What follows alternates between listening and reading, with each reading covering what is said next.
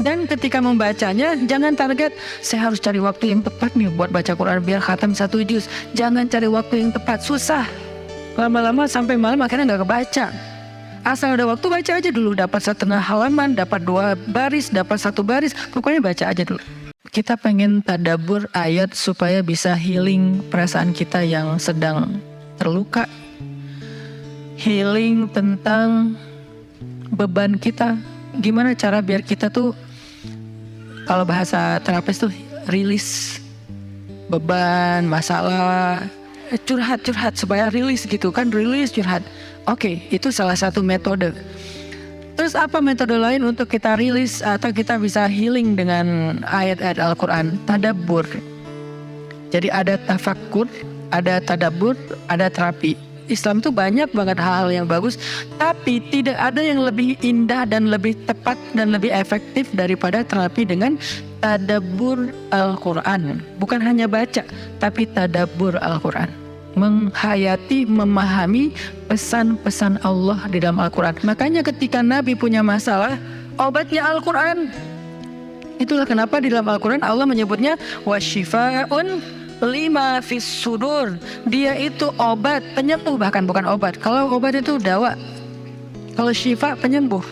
Dawa belum tentu sembuh, bisa sembuh bisa enggak. Tapi kalau syifa ya udah pasti sembuh.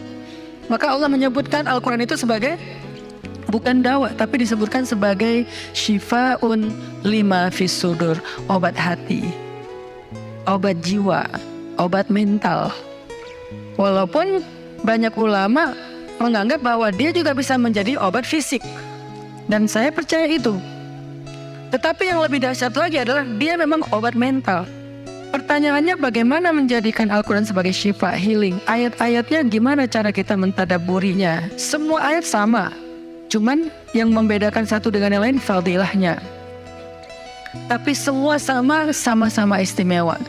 Jadi nggak boleh ada satupun ayat yang kita anggap nggak penting. Alif Lam Mim, apa pentingnya ya? Nun, Qaf, Shad, 1 huruf doang. Enggak, biasa aja. Sehingga kita ngerasa membaca ayat itu enggak terlalu istimewa. Sama, 1 huruf pun itu istimewa di Al-Quran. Kan kata Nabi 1 huruf seperti 10 kebaikan.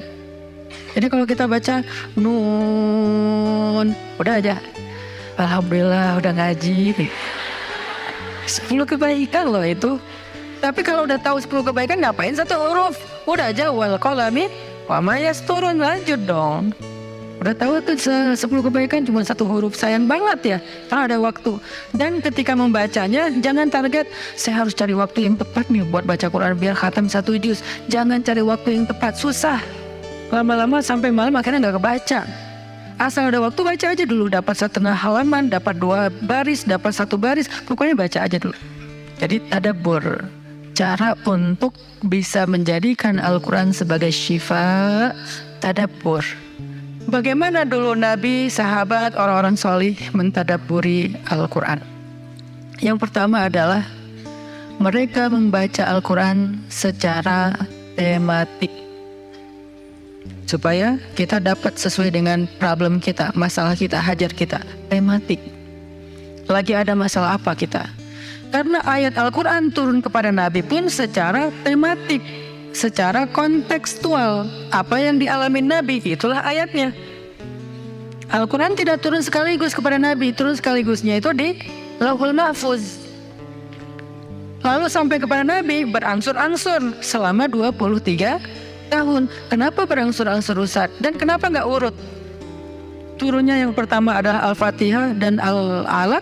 Kenapa sekarang Al-Fatihah lalu Al-Baqarah? Kenapa enggak Al-Fatihah, Al-Alaq, kemudian surat apa lagi yang berurutan sesuai dengan urutan turun? Kenapa kok dibalik-balik, kok diacak-acak? Karena Al-Quran turun itu secara tematik, teman-teman. Hikmahnya apa? Hikmahnya karena dia tidak turun untuk sekedar dibaca. Dia turun untuk ditadaburi supaya jadi solusi, petunjuk dalam hidup. Petunjuk apa? Petunjuk terhadap masalah yang lagi dihadapin. Dan kita nggak akan dapat petunjuk kalau nggak ngerti kan? Coba baca petunjuk penggunaan obat. Bahasanya bahasa bahasa Thailand misalnya. banyak cup-cupnya. Susah kan kita? Gimana berapa hari sekali? Kayaknya 5 kali sehari deh. Padahal cuma 2 kali sehari. Nggak bisa dapat petunjuk karena nggak ngerti. Maka supaya kita bisa tadabbur, kita pahami. Nah, memahaminya apa? Sesuai dengan tema. Kita boleh aja bagus banget malah baca Al-Quran secara berurutan, tapi itu target baca ya, target tilawah, bukan target tadabbur. Tadabbur beda sama tilawah. Tilawah tetap dia nggak usah diganggu-gugat, udah segitu aja. 1 hari 1 juz, setengah juz, 2 bulan sekali khatam, sebulan sekali khatam, itu lanjut aja udah. Karena itu memang target membaca. Tapi target tadabbur beda sama target membaca. Bikin 2 target. Kalau tadabbur memang gak panjang-panjang dan gak berurutan, tematik. Kita mau lagi masalah apa sih? Gimana kita cari temanya Ustadz? 1, bisa nyari ke Simbah Google, ayat tentang, klik keluar. Buat kita yang mungkin kita sama nih dengan saya, masih sama-sama belajar, paling gampang tadi nanya aja ke Google, pakai aja indeks. Atau cara yang lebih, ini kalau mau, saya beberapa kali nyoba soalnya, kalau mau bukan ngetes ya, kalau mau agak sedikit lebih seru nih, agak lebih seru. Tapi kalau belum berhasil jangan salahin saya ya. Kalau agak lebih seru nih, saya suka gini, pegang Quran, lagi ada masalah nih, Bismillah, ayatnya pas, wah ini saya banget nih. Bisa kayak gitu juga metodenya. Jadi kayak minta dibimbing sama Allah aja gitu. Tapi kadang-kadang dapat ayatnya tuh nggak sesuai tema saya, Ustaz, kata kita. Padahal kata Allah ini yang kamu butuhin tuh ini nih. Bisa gitu juga dengan syarat membukanya pakai Bismillah, bukan membuka yang itu ya Allah ya, yang itu ya. Jangan maksa. Allah lebih tahu. Bismillah. Ayatnya tentang makanan. Oh mungkin kita masalahnya emang masalah berat badan mungkin, atau masalah mubazir mungkin, sehingga merembet kemana-mana. Allahu alam. Tapi kalau mau lebih jelas ya udah cari pakai yang tadi, dapat ayatnya secara tematik.